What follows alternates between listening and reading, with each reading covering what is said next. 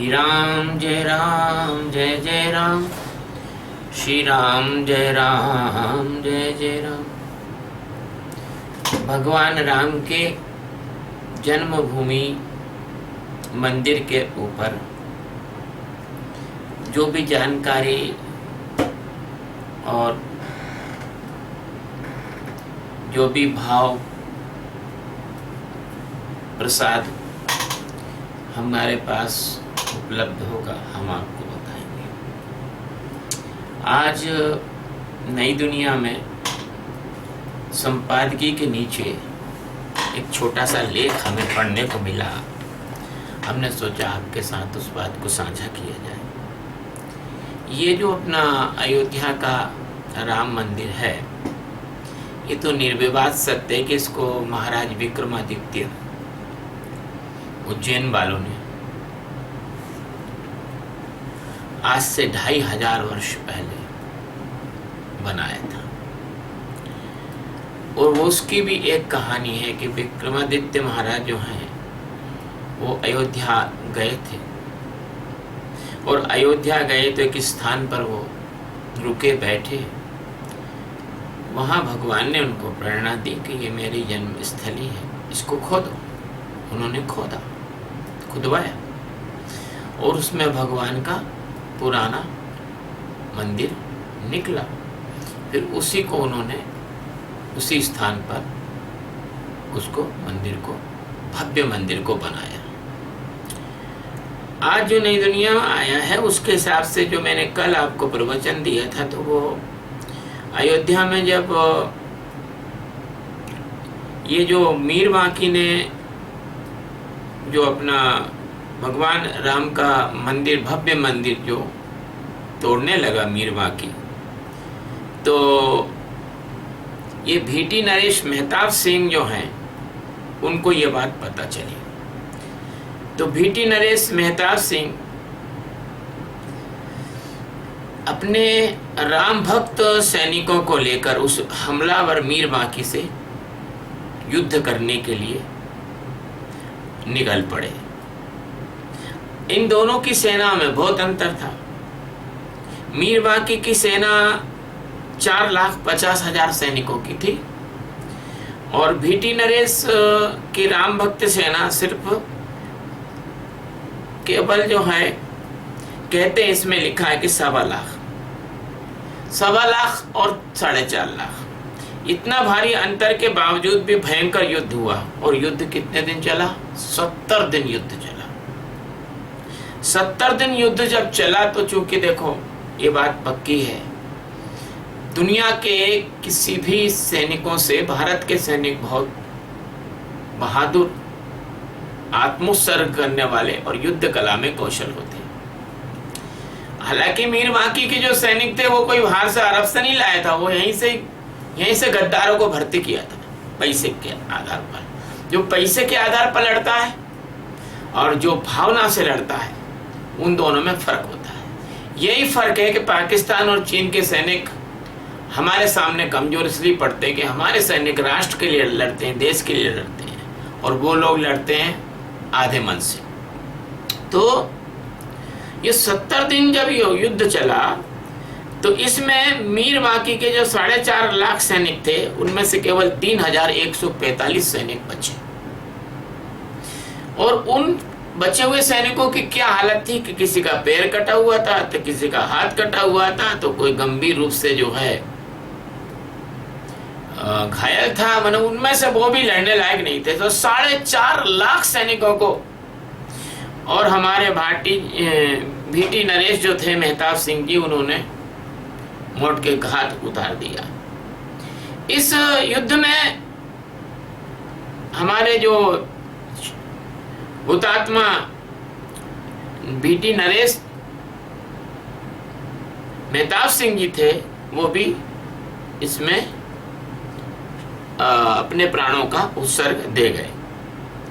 और जो सैनिक इसके बचे थे, उनको तो राम भक्त सैनिकों ने अंग भंग कर दिया था। जीवन भर लाचार और अपाहिज होकर जीने के लिए अभिषिक्त हो गए, और अभिशप्त हो गए और उनके मन में हिंदुओं के से लड़ने का ऐसा डर बैठ गया कि उसके बाद कोई लड़ा नहीं। लेकिन ये अफसोस की बात ये है कि जो मेहताब सिंह जी और उनकी सेना पूरी समाप्त हो गई, तो मीर वाकी ने, चूंकि ये लोग कायर लोग आते नहीं लड़ने, ये सैनिकों को उनके किराए के ठट्ठों पर लड़ाते हैं ना। एक बाबर लड़ने आया खुद बहुत कम आया, ना मीर वाकी खुद लड़ने आया, बहुत कम आया। ये कायर होते हैं, डरपोक होते हैं, मरने से डरते हैं। तो फिर क्या किया कि मीर वाकी ने मंदिर को तोपों से नष्ट करवा दिया, तोपों से मंदिर को ध्वस्त करवा दिया। तोप के बगैर तो वो गिर नहीं सकता था, क्योंकि वो मंदिर पूरा पत्थर का बना हुआ बड़ा मजबूत मंदिर, और पत्थर के ही खंभे थे उसमें, और पत्थर के ही जोड़ थे उसमें, इतना भव्य मंदिर था। और ऐसा सुनने में आता है कि वो 7 मंजिला मंदिर था, 7 मंजिल थे, 7 तल थे उसमें, तो ध्वस्त करा दिया। इसके बाद में फिर इस राम जन्मभूमि के लिए फिर से पाने के लिए एक पुरोहित थे देवी दीन नाम के, उन्होंने 90,000 ग्रामीण लड़ा के, जो गांव-गांव से उन्होंने सेना तैयार की, और 3 जून 1518 में 1518 में उन्होंने जबरदस्त हमला बोल दिया। बताइए, 1528 में मीर वाकी ने इस मंदिर को तोड़ा था, 1500 कुछ में तोड़ा था, और 1518 में मीर वाकी पर फिर जबरदस्त हमला बोल दिया। और ये युद्ध भी 7 दिन तक चला। कितने दिन तक? 7 दिन तक। 9 जून 1518 को देवी दीन साथियों के सहित वीर गति को प्राप्त हो गए, मगर वो लड़ते लड़ते, मारते मारते मरे। इसलिए मीर वाकी की सेना को एक बार फिर उन्हें छत विच्छत कर दिया। इसके बाद फिर कुछ दिनों के बाद हंसावर जो नरेश थे, रणविजय सिंह, हंसावर नरेश रणविजय सिंह, तो उन्होंने 25,000 सैनिक लेकर मीर वाकी से युद्ध किया, लड़ने पहुंच गए। वो काय के लिए? भगवान श्री राम की जन्मभूमि को आजाद करने के लिए। और वो भी अपने प्राणों को और अपनी सेना को इस भगवान राम के मंदिर के लिए बलिदान करके चले गए। आज इन सब लोगों को याद करने का दिन है, इसलिए मैं आपको एक प्रवचन दे रहा हूं छोटा सा। अब इसके बाद क्या हुआ? उनकी जो रानी थी राजकुमारी, वो 3000 नारी सैनिक लेके गई, सब स्त्रियां थी, तलवार भाले सब लैस हो गए। और गुरु महेश्वरानंद की 24,000 की सन्यासी सेना थी। 25,000 वो, और गुरु महेश्वरानंद जो है एक गुरु महाराज थे, उनकी खुद की सेना थी 24,000। सब सन्यासी थे, सब सन्यासी थे। वो दोनों मिलकर लड़े इन लोगों से। इस तरह से उनने भी अपने प्राण उत्सर्ग इस पवित्र मंदिर में के लिए कर दिए। अब आप सोच सकते हो, आप देखिए कि कितना संघर्ष किया है हमने, कितना संघर्ष किया है हमने।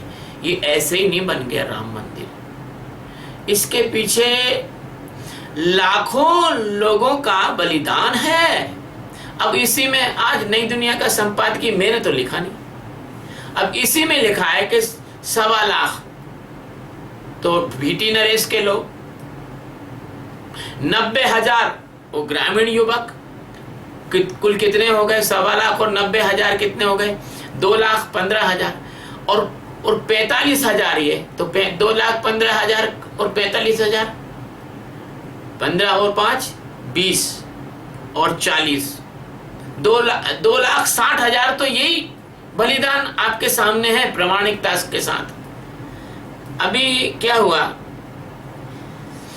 कि राम जन्मभूमि मुक्ति के जो संघर्ष के ऊपर जो सदियों से चला आ रहा है, मेरे पास एक व्हाट्सएप पर संक्षिप्त शब्द चित्र आया।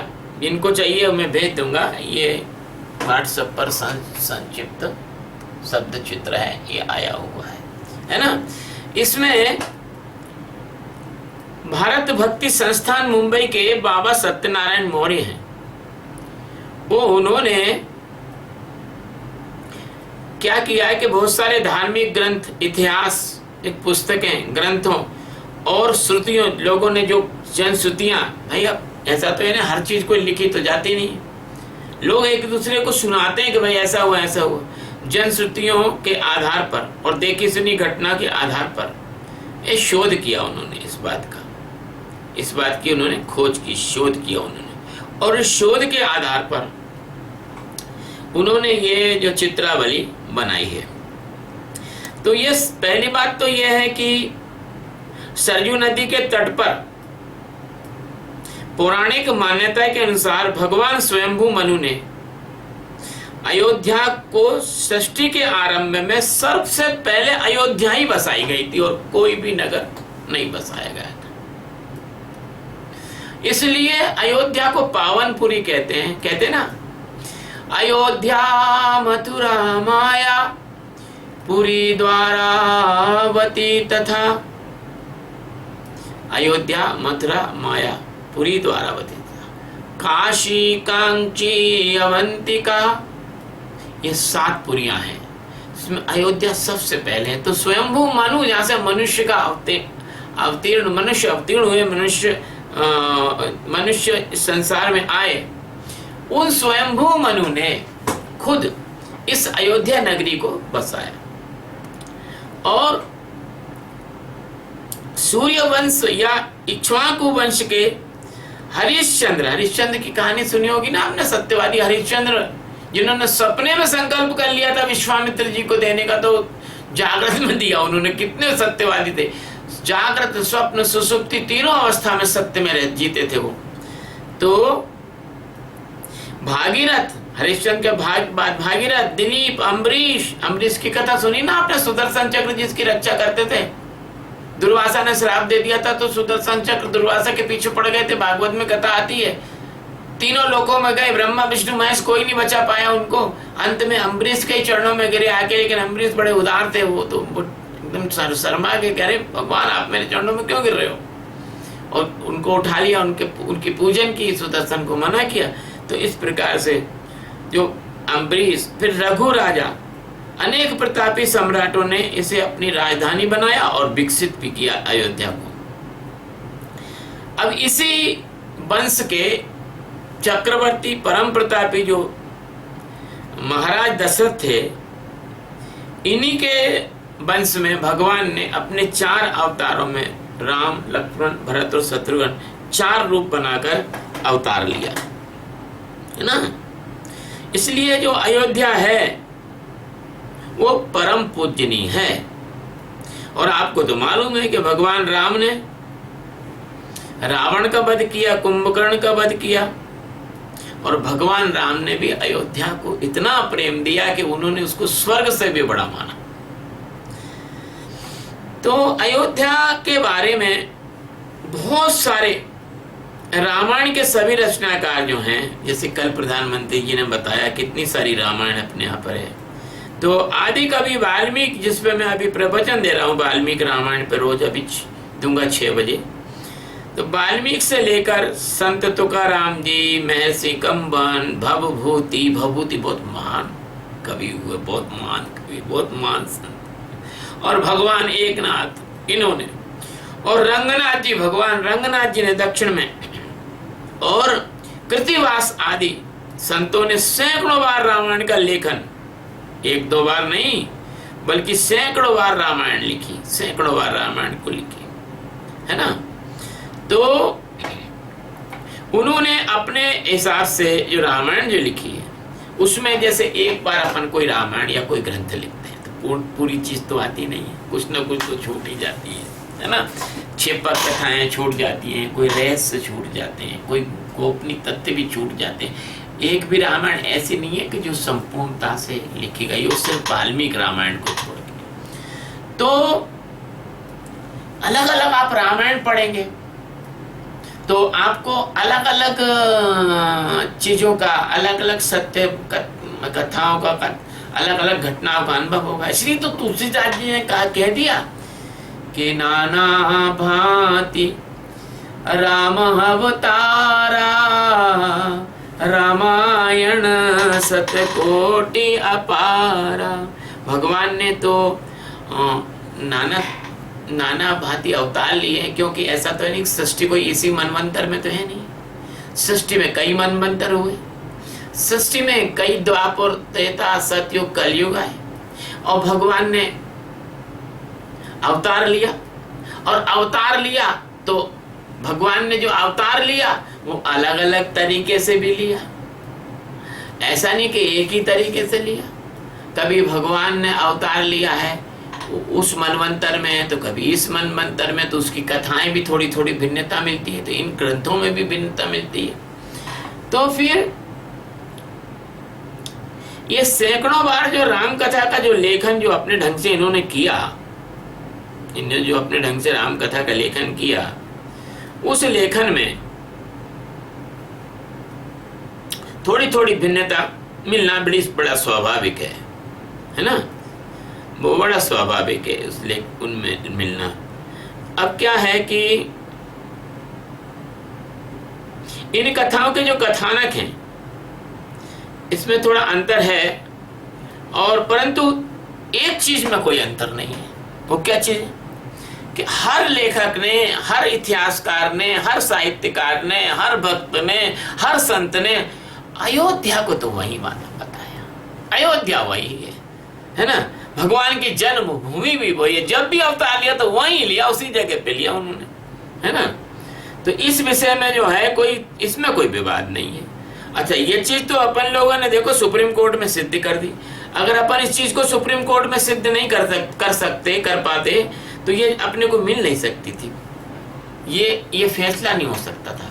अपन ने 1000 प्रमाण दिए, 1000 प्रमाण, और ये लोग जो अपना दावा कर रहे थे बाबरी ढांचे का, ये एक भी प्रमाण नहीं दे पाए, एक भी प्रमाण नहीं दे पाए, सिवाय इसके कि इन्होंने अतिक्रमण किया था, और अतिक्रमण के आधार पर ये अपना मान रहे थे इसको, है ना। तो ये बताया मैंने। अच्छा, इसमें से कुछ ऐसी रचनाएं हैं जो मुगल काल में रही हैं, परंतु उनमें जन्मभूमि को, भगवान की जो जन्मभूमि है उसमें जन्मभूमि को ध्वस्त करने का कोई उल्लेख इसलिए नहीं मिलता कि जैसे आज से 20 साल पहले कोई कांग्रेस के खिलाफ कुछ बोल नहीं सकता था, बोले तो जो उसको दबोच लेते थे आगे। ये ऐसे उस समय मुगल काल में जो है, जो रचनाएं रही मुगल काल में, वो मुगल काल की रचनाओं में मंदिर को ध्वस्त करने का उल्लेख इसलिए नहीं मिलता कि लिखने ही नहीं दिया, और लिखा होगा तो शायद मिटा दिया होगा, है ना। अब आगे चलते हैं अपन, अब आगे चलते हैं इसी बात पर। ये जो मिला है मेरे को ब्रोशर, इस ब्रोशर को मैं आपके सामने रखना चाहता हूँ, क्योंकि आप लोग एक ही जगह से सब जानकारी आपको मिल जाएगी। अब धर्म ग्रंथों के आधार पर समाज की धारणा है कि श्री रामचंद्र जी, भगवान रामचंद्र जी हैं, थे नहीं, भगवान रामचंद्र जी हैं, प्रजा सहित दिव्य धाम को प्रस्थान कर गए तो संपूर्ण अयोध्या, वहां के भवन, मठ, मंदिर सभी सरयू में समाहित हो गए। सिर्फ अयोध्या का भूभाग शेष रहा। अयोध्या बहुत दिनों तक उजड़ी रही। इसके पश्चात भगवान महाराज कुश, जो कुशावती कौशाम्बी में राज्य करने लगे थे, कौशाम्बी में राज्य करने लगे थे, वे फिर अयोध्या आए और उन्होंने, भगवान उनके पुत्र थे भगवान राम के कुश, उन्होंने फिर अयोध्या को दोबारा से बसाया। इसका जो उल्लेख है वो कालिदास के रघुवंश ग्रंथ में आता है। किस में आता है? रघुवंश, बड़ा प्रसिद्ध ग्रंथ है कालिदास जी का, रघुवंश, कुमार संभव, मेघदूत, है ना, ये उनके ग्रंथ हैं, उन्हें आया है। तो और लोमेश रामायण के अनुसार, लोमेश रामायण के अनुसार क्या हुआ कि उन्होंने कसौटी पत्थर पर, लोमेश रामायण के अनुसार उन्होंने क्या किया, कसौटी पत्थरों से खंभों से युक्त मंदिर बनाया। कहा? जन्मभूमि। किसने बनाया? भगवान राम के पुत्र कुश ने, जो कौशाम्बी में राज्य करते थे। अच्छा चलिए, अब ये बात हो गई, उन्होंने बनाया। अब क्या हुआ कि थोड़ा समय गुजरा, भाई समय गुजरता, अब 21 लाख वर्ष पुराना इतिहास है। अब 21 लाख वर्ष में तो भाई बिल्डिंग जो है थोड़ी बहुत जर्जर भी होती है, अपने आप भी गिरती है, कमजोर भी होती है। लेकिन इसके बाद क्या हुआ कि महाराज विक्रमादित्य जो हैं उज्जैन वाले, जो मैंने आपको पहले के प्रवचन में बताया, अभी भी बताया, तो विक्रमादित्य जो है वो भविष्य पुराण के अनुसार ईसा से 57 वर्ष पहले उज्जैन के सम्राट थे, है ना। और उन्होंने क्या किया कि अयोध्या उजड़ चुकी थी, तो अयोध्या का उन्होंने पुनरुद्धार किया। और ग्रंथों में वर्णन आता है कि उन्होंने सरयू नदी के लक्ष्मण घाट को आधार मानकर विभिन्न स्थानों को चिन्हित करके 360 मंदिर बनवाए। कितने बनवाए? 360। और उन्हीं के द्वारा श्री राम जन्मभूमि पर यह भव्य मंदिर का निर्माण किया गया, जिसको कि मीर माकी ने तोड़ा। अब चलेंगे, अब क्या हुआ, बाबर का आक्रमण के बारे में जानते हैं अपन। बाबर का आक्रमण 1526 ईस्वी में एक विदेशी क्रूर हमलावर, मैं आक्रांता शब्द का प्रयोग इसलिए नहीं करता हूं कि तुम लोगों को थोड़ी जो कठिन हिंदी है ना वो समझ में नहीं आती है। और ये लोग जो हैं क्या है ना, एकदम कठिन हिंदी बोलते हैं। और कठिन हिंदी बोलने से क्या है कि इनका बोलना बेकार ही हो जाता है। जब तुम कोई बात समझ ही नहीं पाए तो तुम बोलने से मतलब क्या है। इतनी सरल हिंदी में बोलना चाहिए कि जो गांव के लोगों को भी समझ में जाए। तो ये जो बाबर था ना, ये बड़ा निर्दयी, हत्यारा, हिंसक, बर्बर, ऐसा बड़ा, जिसके जैसे गर्म तवे पे ये पानी की बूंद नहीं रुक सकती, लाल गर्म तवे पे, ऐसे इसमें करुणा नाम की कोई चीज थी नहीं।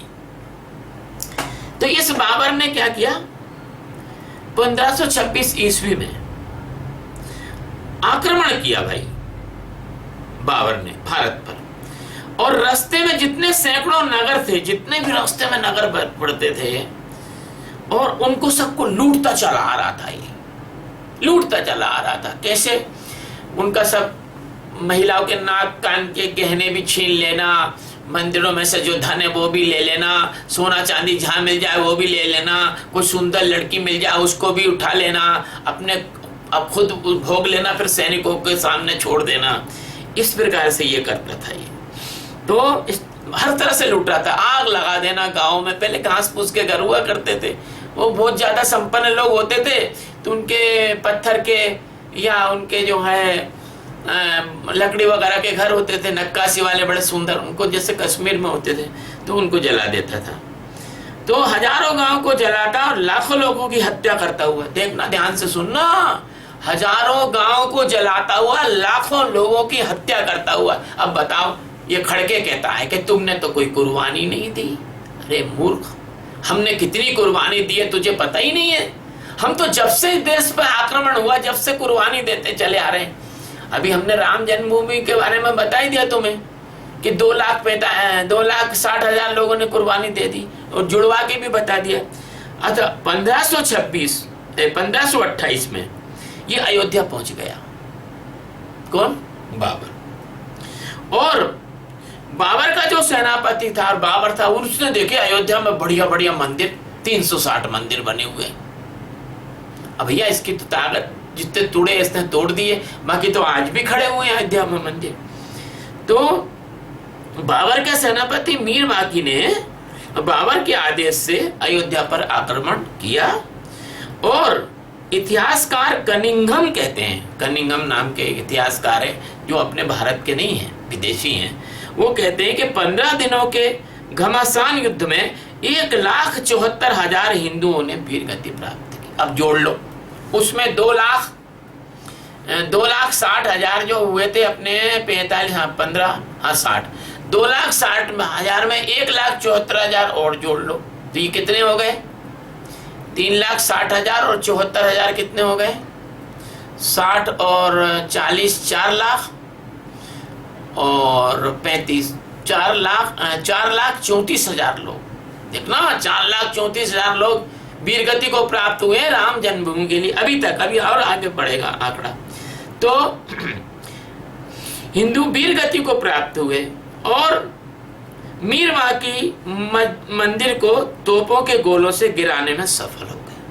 मीरवाकी तोपों के गोलों से मंदिर को गिराने में सफल हो गया, है ना।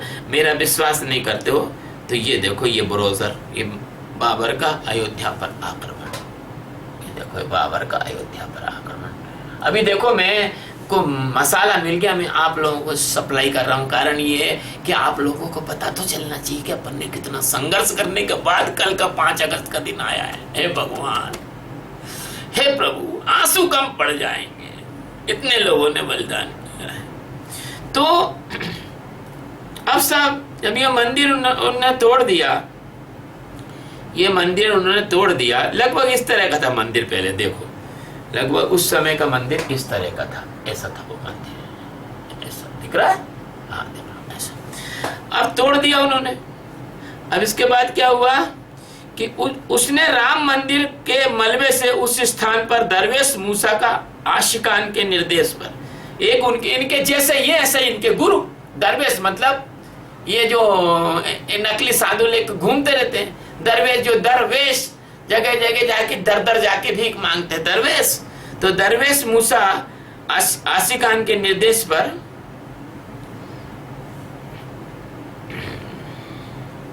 देखो भाई, ये मोबाइल थोड़ा नीचे नीचे हो जाता है, हाँ। तो निर्देश पर मस्जिद निर्माण करने का प्रयास किया। उस पर प्रचंड हिंदू प्रतिकार के कारण मस्जिद तो वो बना नहीं पाया, मस्जिद तो नहीं बना पाया वो। तो उसके कारण क्या है कि उसकी मस्जिद की मीनार नहीं बन पाई, गुम्मद थे, जो गुम्मद थे वो पहले से ही जैसे बच गए थे, वही गुम्मद को उसने रिपेयर कर लिया और ना तो मीनार बना पाया ना वजू करने की जगह बना पाया। क्योंकि भगवान राम की कृपा ऐसी है कि देखो, अगर आप खोजोगे तो मीरवाकी सड़ के मरा होगा और बाबर भी सड़ के ही मरा होगा, क्योंकि जिसने भगवान राम का विरोध किया वो कभी सफलता से जी सकता नहीं। तो आपको बताऊं, ये है ये ढांचा बाबर ने बनाया था, ये वाला ढांचा मीरवाकी और बाबर ने ये वाला बनाया था। अच्छा, इस प्रकार वो एक ढांचा ही रहा जिसमें मस्जिद का कोई प्रमाणिक वो नहीं था, और ये ढांचा ही था, उसको मस्जिद का कोई चिन्ह नहीं था। और ढांचे के बाहर लगा हुआ फारसी में पत्थर लिखा था, उसमें क्या लिखा था? ये फरिश्तों का अवतरण स्थल उस स्थान के जन्मभूमि होने की पुष्टि करता है। उसने लिखा था यहाँ पर फरिश्तों का अवतरित हुए, फरिश्ते अवतरित हुए। उसने राम को फरिश्ता कह के निरूपित किया। इसके अलावा पुराने मंदिर के जो खंबे थे और जो अन्य सामग्री थी वो भी उसने उसमें उपयोग में लाई, और एक जगह पर सीता पाक भी लिखा था। सीता की रसोई को सीता पाक लिखा था। तो जैसे चोर चोरी करता है ना कोई सबूत छोड़ जाता है, हत्यारा हत्या करता है ना कोई सबूत छोड़ जाता है, ऐसे ही हमारे मंदिर का जो हत्यारा था ना मीरवाकी, ये सबूत छोड़ गया और यही सबूत हमें सुप्रीम कोर्ट में काम आ गए, है ना। कोई आज तक दुनिया में ऐसा चोर नहीं हुआ, कोई ऐसा दुनिया में हत्यारा नहीं हुआ जिसने सबूत न छोड़े हों। तो श्री राम जन्मभूमि के लिए जब निरंतर संघर्ष होते रहे, जिनमें राजा महाराजा साधु संतों के साथ साथ आमजन यहाँ तक कि जय कुमारी बाई के नेतृत्व में महिलाओं ने भी भाग लिया और स्वयं बलिदान किया, है ना।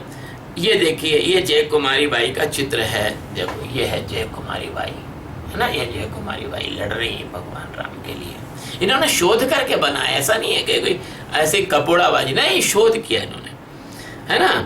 तो संघर्षों की जो ये लंबी श्रृंखला चेन, ये विक्रमादित्य के बने मंदिर को तोड़ने आते रहे। यूनानी आए, शक आए, हूण आए, मुगल आए, इनसे लेकर अभी तक निरंतर आई जारी रही। और अयोध्या के आसपास कुछ राजवंश के लोगों ने जन्मभूमि की मुक्ति तक जूते पहनना बंद कर दिया, छतरी का परित्याग कर दिया। उन्होंने कहा नहीं, हम जूते तब तक नहीं पहनेंगे जब तक ये मंदिर नहीं बन जाता। देखो कितना, मतलब ऐसा नहीं कि जान ही दी, जान देने के साथ तपस्या भी की है ना। तो जूते छतरी का परित्याग कर दिया था। इनके वंशज उसी परंपरा को निभाते हुए अब तक ना जूते पहनते हैं और ना ही छतरी इत्यादि वस्तुओं का प्रयोग करते हैं। मान्यताओं के अनुसार स्वयं गुरु गोविंद सिंह ने भी इस संघर्ष में स्वयं योगदान दिया था। गुरु गोविंद सिंह खुद लड़े थे इसके लिए, बताइए कितनी बड़ी बात है। वाहे गुरु दा खालसा, वाहे गुरु दी फतेह। ये कहते हैं ये सिखों को हिंदू से अलग करना चाह रहे हैं, नहीं, तुम कर नहीं सकते हो। गुरु गोविंद सिंह ने भगवान राम का चरित्र लिखा है। गुरु ग्रंथ साहब में हजारों बार भगवान राम का नाम आया है और सिख गुरुओं ने हिंदू धर्म के लिए ही बलिदान किया है। अब ये नए बच्चे हैं, इनको ने बरगा ला लिया है लोगों ने, जो ये खलिस्तान वगैरह मांग रहे हैं और ये कह रहे नहीं हमारा तो धर्म अलग है, इनको भरगा ला लिया गया है। वो थोड़े समय बाद ये भी जान जाएंगे। तो ब्रिटिश काल में ब्रिटिश काल की जो पुलिस रिपोर्ट है उसके अनुसार अंग्रेजी शासन में एक बार सिख निहंगों ने भी ढांचे में घुसकर यज्ञ और पूजा की थी। सिख निहंग जो निहंग होते हैं ना, भाला लेते हैं, कपान, कच्छ और साफा और 5 इनके मकार होते हैं, वो जो है वहां जाके उनने पूजा की और यज्ञ किया। इसका प्रमाण है अंग्रेजों के समय में। और अच्छा चलिए अब आगे अपन देखते हैं इसमें।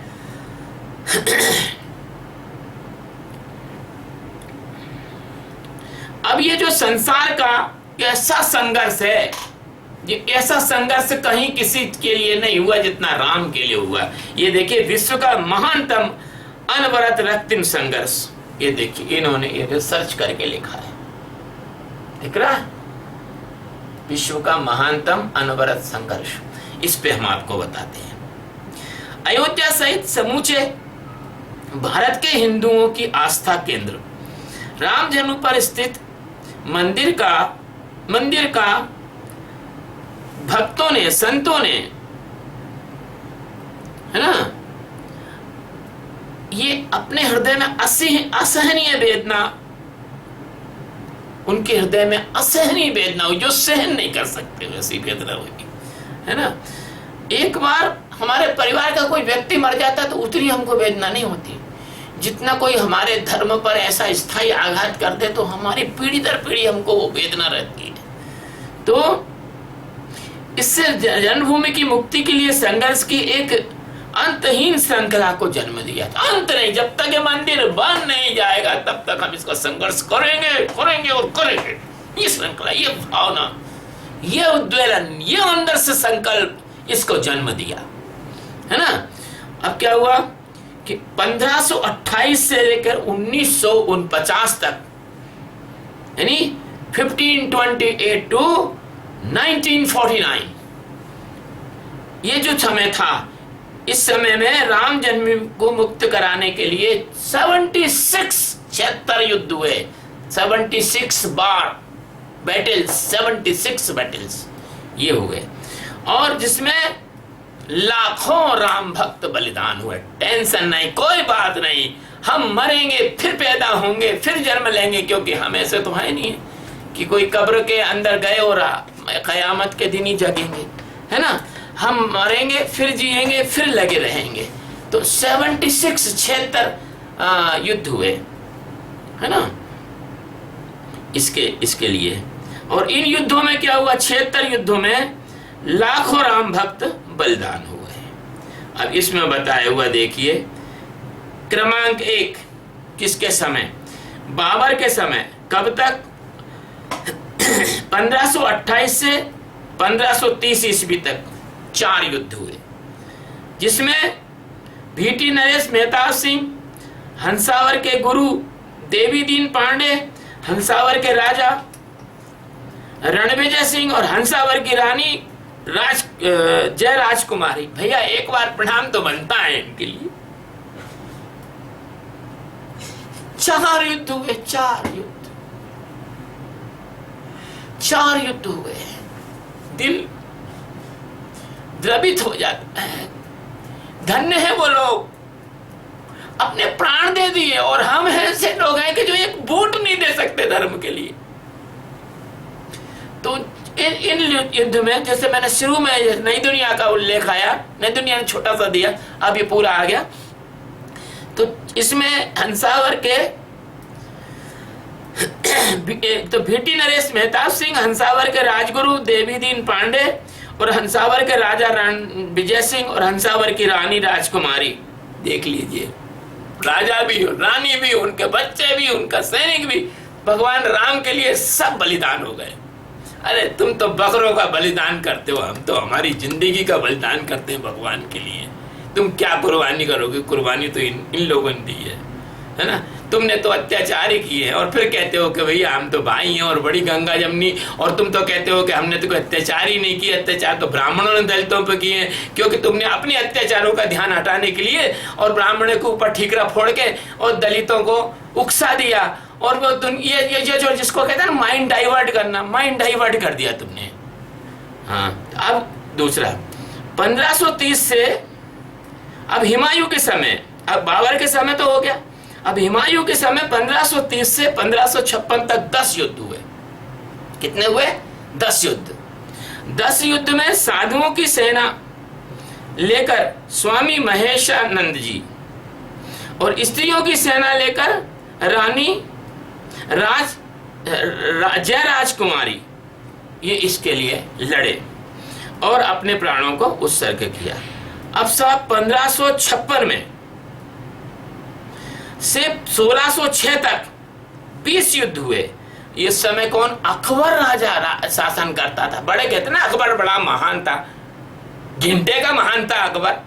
अगर एक अकबर महान होता, बड़ा सब धर्मों का आदर करने वाला होता, तो राम जन्मभूमि आजाद क्यों नहीं कराई, क्यों नहीं बना दिया मंदिर। ये सब ढोंग करते हैं, हिंदुओं को बेवकूफ बनाते हैं, है ना। ये सब हिंदुओं को मूर्ख बनाते हैं। तो अकबर के समय पे 20 युद्ध हुए, और इस 20 युद्ध में कौन लड़ा, स्वामी बलरामाचार्य जी इसमें लगातार लड़ते रहे। सेना बनाते फिर लड़ते, सेना बनाते फिर लड़ते। इसके बाद 20 तो ये हो गए, तो अब कितने हो गए, 20 और 10, 30 और 24 हो गए। इसके बाद औरंगजेब का जमाना आया। तो 1658 से लेकर 1707 ईस्वी तक, 1658 से 1707 ईस्वी तक 30 युद्ध हुए। 30 युद्ध। इसमें बाबा वैष्णव दास, गुरु गोविंद सिंह, कुंवर गोपाल सिंह, ठाकुर जगदम्बा सिंह, ठाकुर गजराज सिंह और अमेट, ये जो है ये लड़े। तो अब कितने हो गए, 30 और 20, 50 और 10, 60, 64 हो गए। इसके बाद वहां का जो नवाब था सादत अली का समय क्या था, 1770 से 1814। सादत अली जो नवाब था, काढ़ा भी पीता जा रहा हूं, और आप लोग भी काढ़ा पिया करो। तो सादत अली जो है, नवाब सादत अली, उसके समय में 1770 से 1814 ईस्वी तक 5 युद्ध हुए, जिसमें अमेठी के राजा गुरदत्त सिंह, पिपरा के राजकुमार सिंह ये लड़े। अमेठी के राजा गुरदत्त सिंह और पिपरा के राजकुमार सिंह, भैया इनको सबको नमन करना पड़ेगा। अब वो बात ठीक है कि अमेठी, आजकल अमेठी के लोग नहीं समझे। अमेठी अभी तो समझ गए। अमेठी और रायबरेली, ये दो जगह के लोगों को मेरा संदेश है कि भैया राम के विरोधियों को काहे को तुम वोट दे देते हो? ये तो हमारे लिए शर्म की बात है, नाक कटाने वाली बात है। तुम्हारे पूर्वजों ने तो जानते थे राम मंदिर के लिए, और जो राम मंदिर का विरोध कर रहे हैं, राम को काल्पनिक बता रहे हैं, उनको तुम वोट दे देते हो। तो ये जो है, इसके बाद नसरुद्दीन हैदर करके एक वहां का शासक था। उसके समय में 1814 और 1836 तक 3 युद्ध हुए। 1814, 14 तो नहीं 28, 14 साल तो यही हो गए। 29, 30, 31, 32, 33, 34, 35, 36, है ना? 14 और 8, 22 साल तक फिर संघर्ष किया दोबारा से। तो 3 युद्ध हुए। और उसमें लड़ा कौन? उसमें लड़े मकरही के राजा। अब बताओ कितनी बड़ी बात है कि ये लड़े, दूसरे बैठे रहे। अगर सब इकट्ठे हो जाते उस समय हिंदू राजा, तो भैया अयोध्या तो उसी वक्त ही बन जाती। अयोध्या का मंदिर तो उसी वक्त। ये जो कमजोरी कल थी, वही कमजोरी अब है। भगवान निकल गया, ठीक है। भगवान महाराणा प्रताप, भगवान शिवाजी, भगवान ही कहेंगे, जो देश के लिए हम जान दे वो हम तो भगवान ही मानते हैं उसको। तो इन लोगों के समय में अगर ये दोनों भी मिल जाते और राजपूत पूरे मिल जाते, मराठा पूरे मिल जाते, तो क्या दम थी मुगल और अंग्रेजों की आज जो भारत पे शासन कर लेते। वही गलती अभी हो रही है, वही गलती अभी कर रहे हो आप। अभी भी नहीं मिल रहे हो। अभी भी तो कांग्रेसी, कम्युनिस्ट, दूसरे लोग, समाजवादी, फलाने लोग आपके दिमाग को ऐसा भ्रमित कर रहे हैं, अरे नहीं ये तो सांप्रदायिक है, नहीं ये है ना, फलाना है, यूं कर देंगे ना, ऐसे हैं। और ये तो मतलब आपके दिमाग में कचरा भर के आपको अपने ही भाइयों से अलग कर देते हैं। ये अपने ही भाई, आपको ही, आपके ही हाथ में तलवार दे के अपने ही भाइयों की गर्दन कटवा रहे हैं। ये तो इससे आज भी वो स्थिति है। अभी भी मैं कहता हूं जाग जाओ, समझ जाओ, हिंदू सब एक हो जाओ, क्योंकि देश बचेगा नहीं अगर तुम एक नहीं होगे। क्योंकि अफगानिस्तान में भी तो थे हिंदू, पाकिस्तान में भी तो थे हिंदू, बांग्लादेश में भी तो थे हिंदू। क्या हालत हो गई वहां की? अब कोई बचे क्या हिंदू वहां? अभी पश्चिम बंगाल में, अभी जो विषय दूसरा, चलो हम बाद में लेंगे। तो ये जो है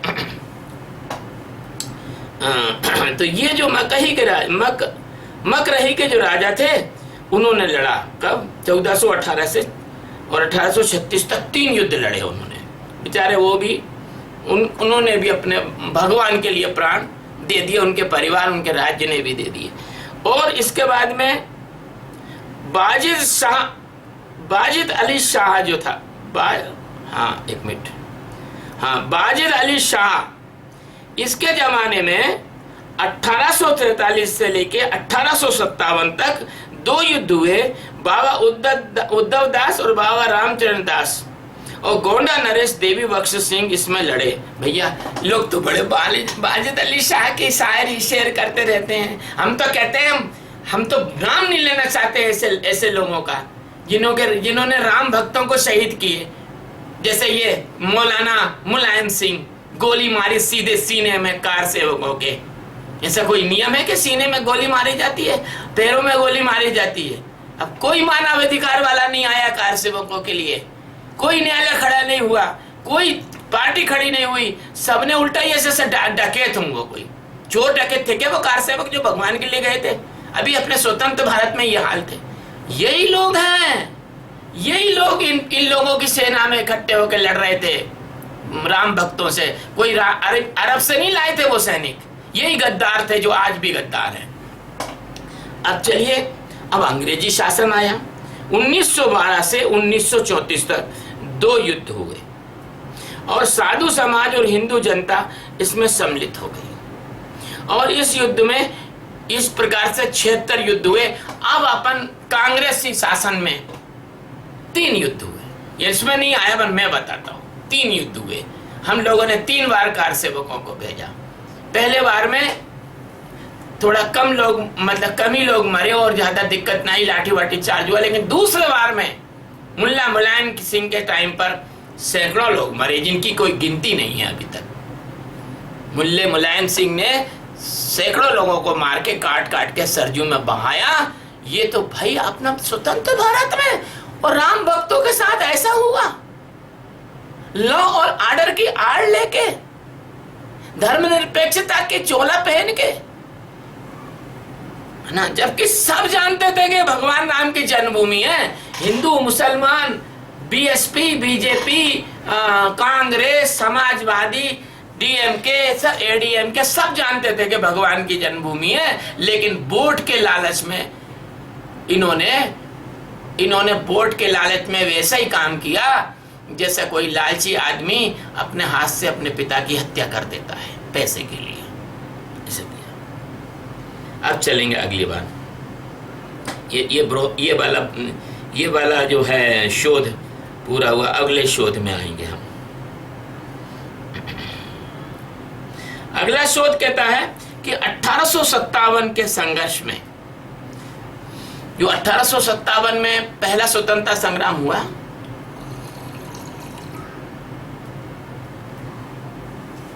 उसके संघर्ष में फैजाबाद में हिंदुओं की ओर से बाबा रामचरण दास ने अमीर अली के कंधे से कंधा मिलाकर बहादुर शाह जफर को नेता मानकर संघर्ष किया और अतः सद्भावना बस मुस्लिम नेता अमीर अली के नेतृत्व में मुसलमानों ने राम जन्मभूमि का स्थान हिंदुओं को सौंपने का निश्चय कर लिया। देखना फिर भी धोखा कैसा हो, साथ में संघर्ष किया, सब किया, उन्होंने निश्चय भी कर लिया, लेकिन फिर क्या हुआ कि अंग्रेजों को इस हिंदू मुसलमान एकता से खतरा अनुभव हुआ। उन्होंने सोचा कि अगर ये एक हो गए और अगर ये राम जन्मभूमि हिंदुओं को मिल गई तो हिंदू और मुसलमानों की एकता बड़ी पक्की हो जाएगी। अब हिंदू अपने बड़ा बेवकूफ टाइप के लोग हैं। वो एक गाना है मुझे याद आता है कि न जाने क्यों हमारे दिल को तुमने दिल नहीं समझा, न जाने क्यों। उसमें आता है कि तुम्ही ने जान ले ली, तुम्ही ने जान ले ली और तुम्हें कातिल नहीं समझा, न जाने क्यों। तो हम ये कहेंगे हिंदू बेवकूफ, तुमने इन हत्यारों को हत्यारा नहीं समझा। हिंदू बेवकूफ, इनने तुम्हारी जान ले ली, घर जलाए औरतें छीनी, फिर भी तुमने इनको कातिल नहीं समझा, न जाने क्यों। तो इस प्रकार से जो मूर्ख हिंदू, जो हिंदुओं में ये जरा बड़ी, ये जो करुणा जरा ज्यादा ही है और भूलने की आदत और बड़ी मूर्खता है, तो इन लोगों ने ये मिल गए और भाई ठीक है चलो, झूठे झांसे में आ गए और इन्होंने कहा कि चलो हम आपको राम जन्मभूमि दे देंगे, आप यहाँ हमारे साथ संघर्ष कर लो। वो करना भी था अंग्रेजों के खिलाफ।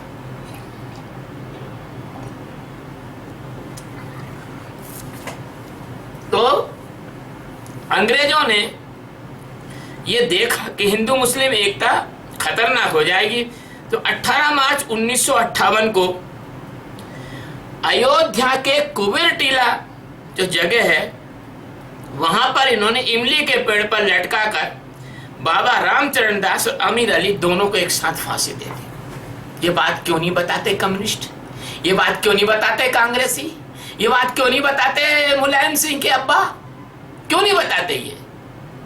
ये माफी चाहूंगा, ये इसके क्या नाम, अखिलेश के अब्बा मुलायम सिंह क्यों नहीं बताते ये कि अमीर अली और रामचरण दास बाबा दोनों को इमली के पेड़ पर लटका के फांसी दी। हिंदू और मुसलमान दोनों इस पेड़ की पूजा करने लगे, अभी भी पूजा करते हैं। तो क्या है सुनना, तो क्या हुआ जब पूजा करने लगे, अभी उसके अवशेष की पूजा करते, तो उस पेड़ को इन्होंने कटवा दिया। किन्होंने? अंग्रेजों ने, क्योंकि पूजा करने से भी उनको खतरा था कि कहीं पूजा करने लगे इसी से भी एकता हो जाएगी। तो सुल्तानपुर गजेटियर, गजेटियर का मतलब होता है अधिसूचना, जैसे अपने यहाँ गजट छपता है ना आजकल, मध्य प्रदेश का, केंद्र शासन का गजट नोटिफिकेशन होता है ना, गजट नोटिफिकेशन। तो सुल्तानपुर गजेटियर में प्रकाशित कर्नल मार्टिन की रिपोर्ट से, ये कर्नल मार्टिन ने छापी, हमने नहीं छापी है, रिपोर्ट से अंग्रेजों की चाल का पता चलता है। दुर्भाग्य से आजादी के बाद भी धर्मनिरपेक्षता के नाम पर कई दलों द्वारा बस यही नीति अपनाई जो अंग्रेजों ने अपनाई, वो इन्होंने अपनाई, है ना। अच्छा जी, 1934 में एक गोहत्या के मामले में, जो गोहत्या का कोई घटना हो गई 1934 में, हिंदुओं को बहुत गुस्सा आ गया। और जब हिंदुओं को गुस्सा आ गया तो ये भी गोहत्या भी अंग्रेजों ने ही करवाया होगा। ये अंग्रेज क्या करते थे, गाय काट के मंदिरों के अंदर डलवा देते थे और सूअर काट के मस्जिदों में डलवा देते थे। ये अंग्रेजों की चाल थी, मेरे को पता है, आपको नहीं पता। ये ऐसा करते थे। तो ये क्या करते थे कि मुसलमानों और हिंदुओं को लड़ाते थे और आप उसके फिर वो बंदर बिल्ली न्याय हो जाता था। जैसे दो बिल्ली लड़ रही, बंदर न्याय करने आ गया, खा गया रोटी दोनों की। तो ये अंग्रेज इस तरह से मुसलमानों और हिंदुओं में अगर कोई अभी 1857 में थोड़ा मामला जम गया था, दोनों का टोनिंग जम गया था, लेकिन 1857 के बाद अंग्रेजों ने ये चाल चली। तो जब आक्रोश कर ले लिया तो उत्तेजित हिंदू समाज ने कथित बाबरी ढांचे पर आक्रमण करके इसके तीनों गुम्बद जो है क्षतिग्रस्त कर दिए और संपूर्ण परिसर को अपने अधिकार में ले लिया। हिंदुओं ने अपने अधिकार में ले लिया, क्योंकि उनको तो मुसलमानों का सहयोग था, मुसलमानों का कोई टेंशन नहीं, हमारे साथ तुम लड़े हो, हम तुमको देते हैं, ले लिया। लेकिन अंग्रेजों की चाल के कारण हिंदू समाज का कब्जा ज्यादा दिनों तक नहीं रह पाया। अंग्रेजों ने हिंदुओं से टैक्स वसूल करके क्षतिग्रस्त गुम्बद की मरम्मत करवा दी, लेकिन इस घटना के पश्चात मुसलमानों ने जन्मभूमि परिसर से पूरी तरह दूरी बना ली। फिर मुसलमान उधर जाते नहीं थे, उधर नहीं जाते थे।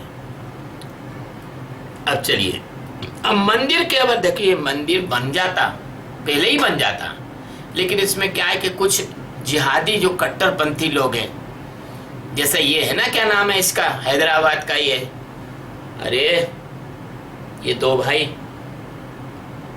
बुढ़ापा है यार,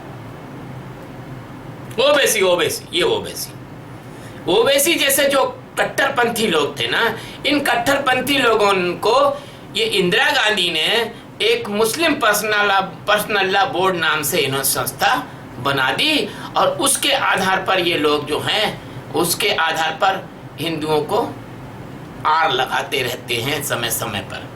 तो मंदिर केवल मुसलमानों से दूरी बना ली। मंदिर केवल प्रार्थना स्थल मात्र नहीं, बल्कि हमारे राष्ट्र की संस्कृति के गौरव के चिन्ह है, प्रतीक है। बोर्ड की राजनीति करने वाले इस तथ्य को जानबूझकर भी इसको नजरअंदाज करते हैं और विदेशी आक्रांता ने इस तथ्य को भलीभांति समझ लिया था। इसलिए उन्होंने मंदिर को न केवल लूटा, खंडित किया, बल्कि उनके कुछ चिन्ह छोड़कर मस्जिद आदि का निर्माण कर दिया ताकि देश को अपमानित किया जा सके। जैसे कल मैंने प्रवचन में बताया था कि महमूद गजनबी को कहा था कि भैया तुम सोमनाथ के मंदिर के बराबर सोना ले लो, लेकिन मंदिर मत तोड़ो। पर उसने कहा नहीं, मैं तो मंदिर तोड़ने ही आया हूँ, क्योंकि मैं तो जिहाद करने आया हूँ यहाँ पर। तो ये इस तरह से ये जिहाद नहीं होता। दूसरे के धर्म स्थानों को तोड़ना ये जिहाद नहीं है। अरे किसी को जिहाद करना है तो किसी के दिल को जीतो, दिल को जीतना सीखो। आप किसी के शरीर को जीत लोगे तो शरीर तो जानवर जैसे, आपने किसी जानवर को पकड़ लिया और गुलाम बना लिया, तो क्या मनुष्य जानवर है क्या? तो सोमनाथ के मंदिर भी अयोध्या की भांति मुस्लिम आक्रमणकारियों द्वारा कई बार लूटा गया था, तोड़ा गया था। उसे भी मस्जिद के रूप में बदलने की कोशिश की गई थी, लेकिन स्वतंत्रता एवं मजहबी आधार पर देश के विभाजन के बाद प्रथम गृह मंत्री सरदार वल्लभ भाई पटेल ने राष्ट्रीय स्वाभिमान के प्रतीक सोमनाथ मंदिर का निर्माण कराया प्रथम राष्ट्रपति डॉक्टर राजेंद्र प्रसाद ने प्रधानमंत्री जवाहरलाल नेहरू की इच्छा के विपरीत इस मंदिर का लोकार्पण किया। अब ये देखिएगा आप कि ये जो सोमनाथ का मंदिर है, ये मुझे क्षमा करना, एक गुजराती आदमी ही ये काम कर सकता है। एक गुजराती ने सोमनाथ का मंदिर जीर्णोद्धार करा है, एक गुजराती ने राम जन्मभूमि। जय हो गुजरात, गर्वे गुजरात, गर्व है हमको गुजरात। नहीं, ये झूठ नहीं है भैया। उत्तर प्रदेश में लाखों सूरमा हुए, बड़े बड़े नेता हुए, चौधरी चरण सिंह हुए, है ना, और विश्वनाथ प्रताप सिंह हुए, है ना, और भारत में बहुत बड़े लोकनायक जयप्रकाश हुए, दक्षिण में बहुत बड़े बड़े नेता हुए। भैया क्यों नहीं बनाया राम मंदिर? ना राजस्थान वाले बना पाए, ना बिहार वाले बना पाए, ना यूपी वाले बना पाए, ना कोई कर्नाटक वाले, ना केरल वाले, ना बंगाल वाले, ना पंजाब वाले, ना हरियाणा वाले। गुजराती ने बनाया मंदिर, दोनों जगह बनाया, वहां भी बनाया, अभी बनाया गुजराती ने। इसलिए देखिए भाई साहब, लड़का जो भी टॉप आता है, मेरिट में आता है, चाहे वो किसी जगह का हो, इसमें यूपीएससी ले लो या सीबीएसई ले लो, वो टॉप जो आता है मेरिट में, उसकी तो तारीफ सबको करना पड़ती है। तो ये जो है लड़का टॉप आया है। हाँ, एक तो सरदार वल्लभ भाई पटेल और एक नरेंद्र मोदी। हाँ भैया देखो, हम किसी के चमचे नहीं तो संत हैं, जो बात सही है वो तो हम कहेंगे। तो फिर भैया हाँ, अब जो है संभव है अगर सरदार पटेल कुछ समय और रहते तो सोमनाथ की तरह अयोध्या, मथुरा और काशी इनका भी दोबारा से जीर्णोद्धार हो जाता, बिल्कुल हो जाता। लेकिन अब वो भगवान की ऐसी कृपा रही और वो उनका शरीर उतना 51 में चला गया, उनका शरीर, है ना। लेकिन उनकी जब असल में मृत्यु हो गई पटेल, सरदार वल्लभ भाई पटेल की, तो नेहरू की, पंडित नेहरू लिखा है इसमें, मैं पंडित नहीं बोलूंगा क्योंकि वो पंडित थे ही नहीं, तो पंडित काय को बोलूंगा उनको। इसके तो हजारों प्रमाण है कि वो पंडित नहीं थे। अब ये तो बात है कि ताकत नहीं है, सम्राट को नहीं दोष गुस्साई, शशि पावक सुरसर की नहीं। जिसकी ताकत नहीं होती वो सच भी बोले तो लोग उसकी बात पे यकीन नहीं करते। तो इसमें तो पंडित लिखा, हम नहीं बोलेंगे। तो नेहरू की कथित सेकुलर सोच, कथित भी बोल रहा है, कथित नहीं, सेकुलर सोच मतलब सेकुलर भी नहीं। नेहरू की जो सोच थी वो उन्होंने अपने खुद के डॉक्यूमेंट में लिखी है। उन्होंने अपने डॉक्यूमेंट में लिखी है कि मुझे अंग्रेजों की टेबल हो, मुसलमानों का खाना हो, ऐसा लिखा है। और उन्होंने ये भी लिखा है कि मुझे अफसोस है कि मैं हिंदू धर्म में पैदा हुआ हूं, मेरी आत्मा अंग्रेज है और मेरा आचरण मुस्लिम है। खुद लिखा है उन्होंने, मैं आपको प्रमाण भी दे दूंगा। तो ये जो है ना, उनकी सेकुलर सोच नहीं थी, उनकी प्रो मुस्लिम सोच थी, और उनकी वो सांप्रदायिक सोच थी, और हिंदुओं का विरोध किया उन्होंने। क्यों मना किया साहब राजेंद्र प्रसाद जी को और सरदार वल्लभ भाई पटेल को लोकार्पण करने के लिए, जबकि वो अपने आप को पंडित कह रहे हो और भगवान शंकर का विरोध कर रहे हो, ज्योतिर्लिंग का। तो ठीक है, ज्यादा नहीं बोलूंगा, ज्यादा मैं बोल सकता हूँ लेकिन बोलूंगा नहीं, क्योंकि अभी भी तुम लोग इतने असंगठित हो, है ना। लोग मर गए लेकिन तुम लोग अभी भी नहीं जगे। तुम्हारे लिए लोगों ने जान दे दी, अभी भी जान दे रहे हैं लोग तुम्हारे लिए, अभी भी नहीं जगे। तो अरे यार ये खिसक जाता है। इसी बात को आधार बनाकर भारतीय जनता पार्टी, हाँ, तो सोमनाथ मंदिर का पुनर्निर्माण में संविधान और न्याय, सोमनाथ का मंदिर का जो पुनर्निर्माण हुआ उसमें जो संविधान और न्याय जो है,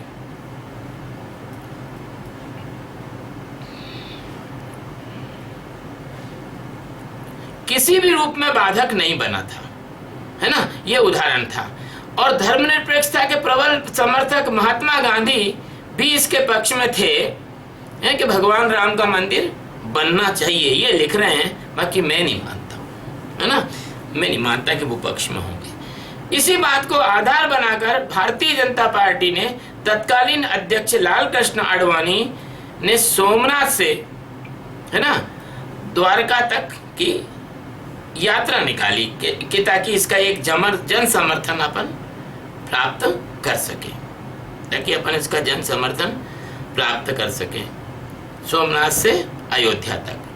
अब उस यात्रा में क्या हुआ आपको मालूम है, जो ललुआ है, ललुआ चारा चोर, हाँ यूं कहूंगा उसको, ललुआ चारा चोर ने अपनी राजनीति चमकाने के लिए उस रथ को आडवाणी जी को रोक दिया, क्योंकि उसका शासन था, उसका पावर था। राम का पावर नहीं था उसमें, वो तो रावण का रूप काम किया। आज पड़ा है सारा जेल के अंदर पड़ा हुआ है राम का विरोधी, जेल में पड़ा ललुआ, है ना। हाँ, मैं ये कहूंगा क्योंकि राम का जो विरोधी है उसकी मैं तारीफ नहीं कर सकता हूं किसी भी कीमत में। राम का विरोधी यानी हमारा विरोधी, हम राम के भक्त हैं और राम का जो भी विरोध करेगा, चाहे वो कितना भी बड़ा हो, और मैं अकेला भी हो जाऊं और पूरा संसार राम के विरोध में खड़ा हो जाए तो मैं जान दे दूंगा, लेकिन राम का विरोध सहन नहीं करूंगा। मैंने कहा, लिखा भी है फेसबुक पे, जो राम का नहीं वो किसी काम का नहीं, है ना। तो ये ललुआ ने वो रथ यात्रा रोक दी। अब चलिए, अब आगा एक टॉपिक आएगा, ढांचे में रामलला का प्राकट्य। अब कुछ लोग कहते हैं कि भैया वो तो चुपचाप से रात में रख दी। बिल्कुल नहीं रखी मूर्ति। एक दीवान था मुसलमान 3 फीट का, जिसके 3 फीट वाले दीवान होते हैं, 2 फीट के दीवान मतलब हेड कांस्टेबल, उसने देखा कि वो वहां चौकीदारी कर रहा था और प्रकाश प्रकट हुआ, और प्रकाश प्रकट हुआ और वो बेहोश हो गया। और जब उसे होश में आया तो उसने देखा कि वहां भगवान राम की मूर्ति और तीनों भैयाओं की मूर्ति विराजित थी। ये प्रकट हुए हैं भगवान, वहां किसी ने मूर्ति रखी नहीं है। ये तो इन लोगों का दुष्प्रचार है कि मूर्ति रखी है, साहब जबरदस्ती कब्जा कर लिया। अरे तुम्हारा बाप नहीं समझ सकेगा इस बात को। तुम 10 जन्म नहीं 1000 जन्म ले लोगे तो भी नहीं। वैसे भी तुम्हारा मनुष्य का जन्म तब होना ही नहीं है। राम के विरोधी का कभी मनुष्य का जन्म नहीं होता। राम का विरोधी गंदी नाली का गटर का है तो कीड़ा बनता है, या सुअर बनकर जो है बिष्ठा खा। पक्की बात समझ लेना आप, ये बात लिख लेना पत्थर की लकीर पर। जिसने राम का विरोध किया वो 84 लाख योनियों में लाखों लाख बार जाता है, उसको मनुष्य का जन्म नहीं मिलता है, नहीं मिलता उसको। तो अब जो है, अब ढांचे में जो रामलला का प्राकट्य उसके बारे में बता रहा हूं मैं आपको। 12 दिसंबर 1949 को, 22 दिसंबर 1949 को रात को एक चमत्कार घटित हुआ। राम जन्मभूमि की सुरक्षा पे तैनात मुस्लिम सिपाही ने बताया कि अचानक एक दिव्य प्रकाश से उसकी आंखें चुंधिया गई, और जब उसे भान हुआ तो उसने देखा कि बाल स्वरूप में राम उस भवन के अंदर विराजित हैं और सैकड़ों लोग श्रद्धा भाव से उनके दर्शन कर रहे हैं। उतना देर लंबा बेहोश रहा वो, है ना। रामलला के प्राकट्य की घटना पर मुस्लिम समाज की ओर से विरोध की संभावना को देखते हुए 29 दिसंबर 1949 को, मतलब 22 दिसंबर को घटना हुई, 23, 24, 25, 26, 27, 28, 29, 7 दिन, एक सप्ताह के बाद भीड़ बढ़ने लगी, बहुत लोग आने लगे, भगवान का चमत्कार हो गया। तो तत्कालीन जिलाधीश श्री कृष्ण कुमार नैयर ने उस क्षेत्र को विवादित क्षेत्र घोषित कर निषेधाज्ञा लागू कर दी। अब बताओ भैया, ये जो नैयर है, ये नैयर तो दक्षिण भारत के हिंदू ही होते हैं, शायद ब्राह्मण ही होते होंगे, नायर या नैयर नहीं भी हो, पर हिंदू तो था ना। इसकी भी अकल को पत्थर पड़ गए, इसकी अकल को पत्थर पड़ गए। ये जो है इसने निषेधाज्ञा लगा दी। हो सकता है अंग्रेजों का दबाव, अंग्रेज तो थे नहीं उस समय, 47 में तो देश आजाद हो गया था, उस समय यही होंगे ये भुट्टा चोर पार्टी के लोग, ये जिसने देश लूट लिया, खा लिया, करोड़ों अरबों खरबों रुपए के देश का जो है इस्पात का आयात विदेश में जाया, उस बैंक में पैसे जमा कर दिए। जीप घोटाले से लेके तो कोल घोटाले तक सैकड़ों हजारों घोटाले कर दिए, और न जाने क्या क्या दुष्कर्म किए, तो यही लोग, इन्हीं लोगों ने दबाव डाला होगा उस नैयर पे, श्री कृष्ण नैयर पे। नाम तो बड़ा सुंदर था उसका, श्री कृष्ण, और राम का विरोध। वो भी गए होंगे, नरक में ही गए होंगे वो। देश के आजादी के उजाले में रामलला के मंदिर में ताला ठुक गया, है ना। अब क्या हुआ, बाद में जो कांग्रेस सरकार, है ना, हस्तक्षेप करके मुख्य द्वार को लोहे के सरियों से बंद करके कांग्रेस ने ताला लगवा दिया। अब ये कांग्रेसी कहते हैं ना कि हमने ताला खुलवाया। कहां से तुमने ताला खुलवाया? तुमने तो ताला सरियों को जंजीर से, चेन से बांध के ताला लगाया, मजबूती से कोई खोल नहीं सके। परंतु क्या हुआ कि हिंदू संघर्षशील रहे। उन्होंने न्यायालय में, कोर्ट में जाके, भारत आजाद हो चुका था, भारत में कोर्ट हो चुका था, वकीलों ने कोर्ट में लगाया, है ना, केस। तो न्यायालय के अनुसार एक छोटे से द्वार से पूजा अर्चना की और भोग आदि के लिए केवल 4 पुजारियों को और 1 भंडारी को प्रवेश की अनुमति दे दी गई तथा फैजाबाद नगर अध्यक्ष श्री के राम वर्मा के को रिसीवर नियुक्त कर दिया गया। बताइए, इनने ताला खुलवाया ना, उनने यो करवाया, ये देख लो, प्रमाण है। और इसके दस्तावेज हैं कार्यालयों में, जाके देख लो। झूठी झूठी बातें उड़ाते रहते हैं कांग्रेसी। तो हाँ, मैं तो साफ ही बोलूंगा ना, काहे को मुझे डरने का। अब तो बूढ़ा हो गया हूँ, मरने को ही तो जा रहा हूँ, ज्यादा क्या करोगे, मेरा क्या बिगाड़ोगे। मेरा उम्र हो गई मेरी, तो मैं तो सत्य बोलूंगा, अब जगा के जाऊंगा हिंदुओं को। तो अब क्या हुआ कि ये 4 तो पुजारी भोग वगैरह लगाने के लिए, 1 भंडारी को प्रवेश की अनुमति दे दी गई। और फैजाबाद, अच्छा भैया सुनो, जब वो भगवान ताले लग गए तो भगत तो एकदम से उद्वेलित हो गए। भगवान को भोग नहीं, भगवान का स्नान नहीं, भगवान का पूजन नहीं, हमारे भगवान भूखे हैं, भोजन छोड़ दिया लोगों ने, भगवान भूखे, हम कैसे खाएं। जब त्राई मच गई तो लोगों ने सोचा भैया अब तो कुछ करना ही पड़ेगा। हजारों लोगों ने भोजन छोड़ दिया, हजारों लोग परेशान हो गए। जो वकीलों के भी परिवार के लोग थे, उनमें परिष्ठों के घर परिवार के थे, उनमें IAS ऑफिसर के लोगों परिवार के लोग थे, सामान्य लोग भी थे, सब उद्वेलित हो गए। भैया तो गए साहब अदालत में, 4 ये हो गए। अब क्या हुआ, और वहां का जो नगर का अध्यक्ष था, नगर पालिका को, उसको रिसीवर भी नियुक्त कर दिया। किसी भी प्रकार से संघर्ष टालने के लिए उस स्थान से 500 गज की परिधि में मुसलमानों का प्रवेश वर्जित कर दिया। ये कहते ना, हमने नमाज पढ़ी साहब, 500 गज दूर तक कोई मुसलमान उसमें नहीं जा सकता था, है ना। ढांचे के बाहर स्थित राम चबूतरे पर अखंड कीर्तन प्रारंभ हो गया। अखंड कीर्तन राम चबूतरे पर भक्तों ने शुरू कर दिया। धन्य हो भक्त, प्रणाम करता हूं। और 6 दिसंबर 1992 तक निरंतर चलता रहा। आज भी चलता है। मैं अयोध्या गया था, आज भी देखो तो मंदिर देखो, सीताराम सीताराम सीताराम सीताराम सीताराम सीताराम सीताराम सीताराम सब गाते रहते हैं। मैं भी वहां नाचने लग गया, मस्ती में आके जब उन्हें सीताराम सीताराम सीता, आनंद आता है। भगवान का नाम बहुत मीठा है। तो अब क्या हुआ कि 6 दिसंबर 1992 तक निरंतर चला और आक्रोशित कार सेवकों द्वारा, ये तो वो मुलायम सिंह वाली बात है, इसमें इन्होंने ली नहीं, खैर चलो वो तो बात हम बता ही चुका हूं मैं। तो 6 दिसंबर को जब तक ढांचा गिरा नहीं दिया गया, उस स्थान को सरकार ने ले लिया। इस कारण संकीर्तन का स्थान बदल दिया। परंतु ये जो संकीर्तन का जो स्थान है, ये 6 दिसंबर 1952 तक वहीं था, अखंड रूप से था, लेकिन अब दूसरी जगह पर होता रहता है। अब जैसे संकीर्तन तो हनुमानगढ़ी में भी होता रहता है, संकीर्तन तो अयोध्या की विभिन्न धर्मशाला में, मंदिरों में होता रहता है, अखाड़ों में भी होता रहता है, भगवान का नाम तो गूंजता रहता है ना। अब जो है